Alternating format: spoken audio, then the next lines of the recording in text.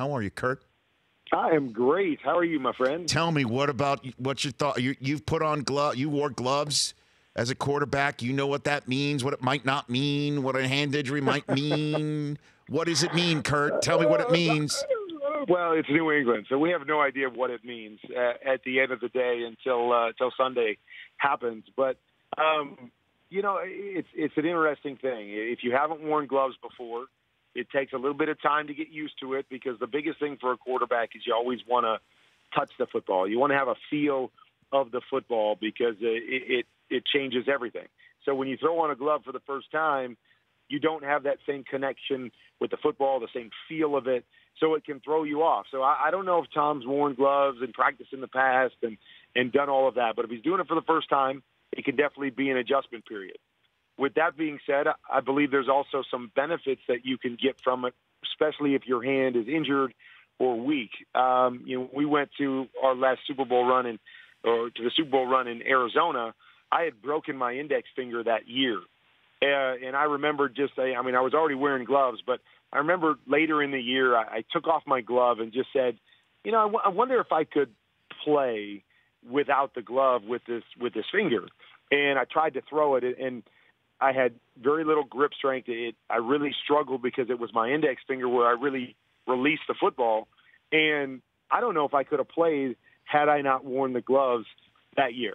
So it gave me enough of a benefit, enough of attack on the football for me to control it the way I wanted to. So that could be a huge benefit depending on the extent or what exactly this injury is for Tom Brady.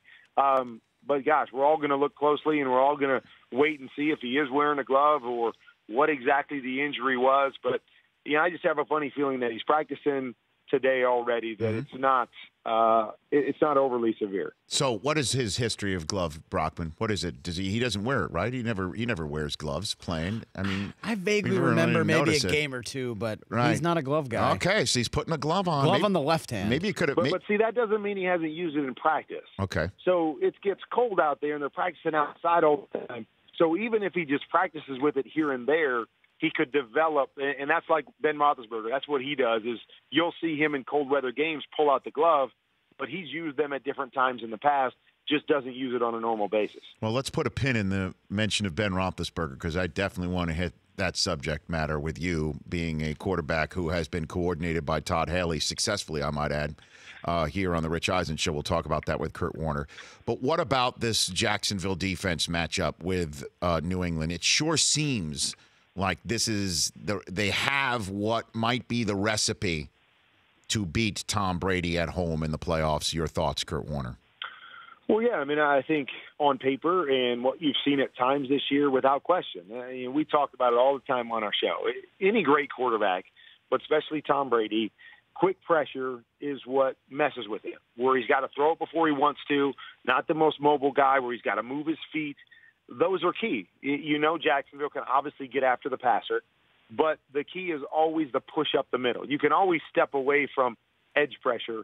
You can't step away from pressure up the middle. So that's going to be a key. And we know they can do it, but I look back to last week against Pittsburgh, and they struggled to do it against Pittsburgh. And Pittsburgh's got a good offensive line, so do the Patriots, but that's going to be key, is quick pressure. The other thing I look at in this matchup is, we're going to talk about Bouye and Ramsey and those guys, all weekend long. But what we know about the Patriots is that nobody attacks inside the numbers on the hashes better than the Patriots.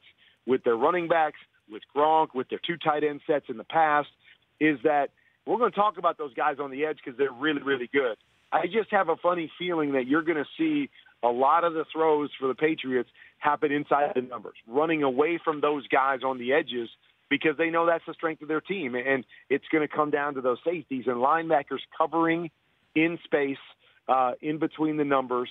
So that, to me, is the intriguing matchup about all of this, is that I don't know if the Patriots have the guys to say, hey, we can go and attack Ramsey on the outside one-on-one, and we're going to win that consistently. No, but I think they say we got the guys on the inside with our backs and our tight ends to attack anybody and to put a lot of pressure on those inside linebackers and safeties And that's going to be the matchup to watch, in my opinion. Kurt Warner, who will be right to my left on NFL Game Day morning, Championship Sunday edition with, by the way, LaShawn McCoy, Michael Bennett, and Joe Hayden, a show that started 10 minutes ago, joining me here now on the Rich Eisen Show. How do you see the NFC Championship game playing out, Kurt? You know, I'm still wrestling with this one. If people ask me who I'm picking, I'm not sure who I'm picking yet. I think, like everybody, I see this as being a defensive matchup, you know, with the weather, with where these two teams are defensively, the defensive fronts. I think it is going to be a defensive matchup. I don't think it's going to be really high scoring. And it's going to put the onus squarely on the shoulders of those quarterbacks. You know, who makes the most big plays? Or, you know, maybe the vice versa, who doesn't make the big mistake? I mean, if one thing Nick Foles did great last week is he made the plays he was supposed to make and didn't make any big mistakes. Case, on the other hand, made that one big mistake that almost cost them the game, but was able to obviously make a couple big plays to offset that. But I think that's going to be the tell-all with the pressure up front. Which of these quarterbacks manages it the best and maybe makes one or two big plays that separates his team? Because I think both of these teams are really good up front, especially defensively, the front seven. You know, I think that the Vikings back end is a little bit better, and they're going to be a little more aggressive, so not give you as much room for error as maybe Philly will. But they're both really, really good. How incredible was that final play in Minnesota, Kurt? That was ridiculous. I mean, it's unbelievable. And, you know, we're actually going to show it on the show, and I don't know if you heard this, but it was funny that you looked at difference-making plays for both of these teams. The last play that Philly ran in the first half to set up that field goal where they hit Alshon Jeffrey, I think it was the exact same play that the Vikings ran to win their game when they threw it to Diggs. And, you know, it's like three levels of out routes because you know you have to get out of bounds. And Atlanta took away the deep one, so Philly hit the middle one. Case was looking for the middle one, and the Saints took it away, leaving one-on-one on the back end, and he hit the deep shot, which is probably not what he wanted to do as a quarterback, but obviously worked out in their favor. But pretty incredible because it's a play that a lot of people run, and both teams had success with it that set up a key score that ultimately advanced them to the championship That's game. the sort of insight you get from Kurt Warner on NFL Game Day morning here on the Rich Eisen Show, and again with my wife and I's podcast this week. All right, Kurt, let's get into it. I know you know Todd Haley for many, many years, and you know what it's like to be a quarterback in this league. I want you to interpret, this was Big Ben's comments on his radio show this week when asked about those 4th and inches calls. Why were there no sneaks? I would love the quarterback sneak. Like I said, we can call it in the huddle, but there's no way for me to audible to it without telling guys, hey, quarterback sneak. Like, yeah. I hope the defensive line didn't hear us. Does that make sense that Ben didn't have an ability to audible to a quarterback sneak, Kurt? Yeah, it makes complete sense. I never had that ability either. We did the same thing, that if we wanted to run it, we called it. You know, every once in a while against certain teams that would maybe play a little wider with their tackles or whatever, we would put in a call those weeks. But it wasn't something that I had on in every situation where I could just go to a quarterback sneak because it's not something that you check to very often. If you're in that scenario, you know, you could easily say, hey, call quarterback sneak, and if you don't like the look, check to this.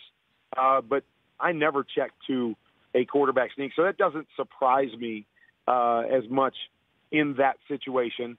You know, and I don't know how the details went down. I would be surprised if he didn't have a couple options, though, to either run or pass based on, you know, what scenario they got from Jacksonville in those situations. So, because I'll be honest with you, I was stunned to hear that a quarterback has no ability to just take the potentially easiest way out, Kurt, in that situation. Is that specific to a Haley offense, or is that specific to any offense? No, I mean, I don't think I ever had that, but I also wasn't necessarily great at running quarterback sneak. So you weren't like 6'9" and 400 pounds right, like Ben. I wasn't Cam Newton or whatever. Sure. I mean, so maybe that was part of it. But I mean, no, I don't ever remember having the ability in any offense I was in to check to a quarterback sneak. Because again, if you're in 4th and inches, I mean, what's going to make me check to it? I mean, just call it if you want it. If you think there's a better play, then call the better play.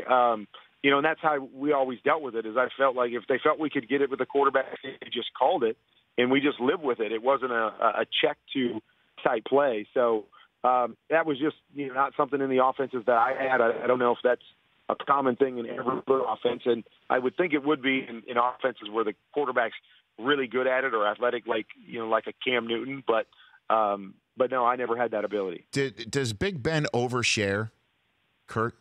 Do you know what I mean? Oh, I just lost Kurt. Oh, at a very crucial moment of our interview. Did we just lose him right there? Can you guys hear me? Yeah, we can. You just. Oh, gotcha. There you go. Does Big Ben overshare with the media, Kurt? Well, I mean, I would say more than overshare. I think it's selective sharing, and I think we all do it. I think coaches do it. I think players do it. That you have certain things that you might want to get out there, and so you share that. You might not share the whole story in every situation because you don't want it to get out there. You don't want people to know the whole story. And so, yeah, I think sometimes when guys are, and again, not just Ben, it's a lot of guys, you have to read between the lines. Okay, what are they trying to say there? What's really the point of that comment? Because that comment in and of itself really didn't need to be said, or in most situations you might not share it. So, yeah, I think you have to get a little deeper, dive a little deeper, or look between the lines a lot of times when different guys specifically are talking. And I think, yeah, Ben can be that way sometimes. So then why do you think it didn't work out between Warner and Haley in Pittsburgh, Kurt? What you can share? Yeah, I mean, again, I think it was solely, personal based in regards to just, sometimes we have guys that we don't fit with, coaches that don't seem to mesh with our personality. I mean, you can't look at what Todd's done from a football standpoint, whether it be in the past and what he did with us in Arizona or what he's done there. I mean, he's made Ben a better quarterback, a more complete quarterback, and the stats bear that out. I mean, Le'Veon, you could argue the best running back in the league or the most versatile running back in the league. And then AB has been the best receiver with the best stats for years. So he's done his job as an offense coordinator in scoring points and putting them in positions over and over again. I think you solely have to look at it as personally, those two didn't mesh. And we talked about it on our show last week. We were talking about it early on in the stages where they were coming together. And just being with Todd, I understand why people say that. And I understand where that could go sideways.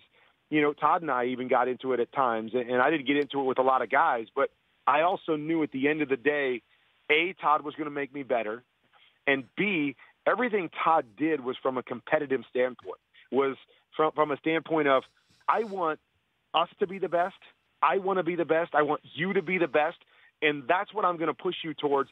I don't care what you've accomplished. I don't care how long you've been in the league. I don't care what you did last week. I am going to coach you on this situation in hopes of making you better and making us better. And when you understand that, and when I understood that, it was like, I don't want to play for anybody but a guy like that. Now, you can do it different ways, sure, but I want to play for a guy that just wants to be the best and wants to push everybody. I saw him get in Larry Fitzgerald's face numerous times about blocking and run after catch and all of that stuff that made Larry better. And it would have been easy to just go, man, he's really good. We'll leave him where he's at, and everybody else has to play better. But that's not how Todd is. Todd is a guy that will push you and get in your face and is not afraid to challenge even the best players in the league if he thinks he can make them better. And I appreciated that. And I understand why a lot of people look at that and kind of keep him at arm's length, like, oh, man, I don't know if I want those kind of outbursts or a guy with, that kind of demeanor on my sideline. I tell you what, if you're a competitor and you want to win, whether you're an organization, a head coach, or a player, you want a guy like that in your corner. You want a guy like that pushing you every day and taking you to the next level. All right, Kurt, last one for you. Do you think if I spend the next 48 hours from now, we're going to be 90 minutes from kickoff to the AFC Championship game. So if I spend the next 48 hours talking myself into choosing Jacksonville on game day morning, do you think I will be lone wolfing? Yay or nay? What do you think? I'm going to say I'm going to say probably, just because it's so hard to pick against the Pats at home in this situation. Mm-hmm. But I'm telling you that you won't be the only one that has a little bit of a leaning to pick Jacksonville. I think they have the right demeanor. I think they have the right pieces. I think they're a very confident bunch that is not going to be overwhelmed by the situation. But I'm just not sure anybody's going to be willing to step out on that limb and pick in this situation. Okay. I might be. Are you going to? I'm really thinking about it, Kurt. Okay. Like I said, I've thought about it. I know there's lots of people that are thinking about it. I'm just not sure I can pull that trigger. We'll see you at the meeting on tomorrow and then all day Sunday. You're the best, Kurt. Thanks for calling. All right, buddy. Talk to you soon. That's Kurt Warren. The Rich Eisen Show, weekdays at noon Eastern on Audience.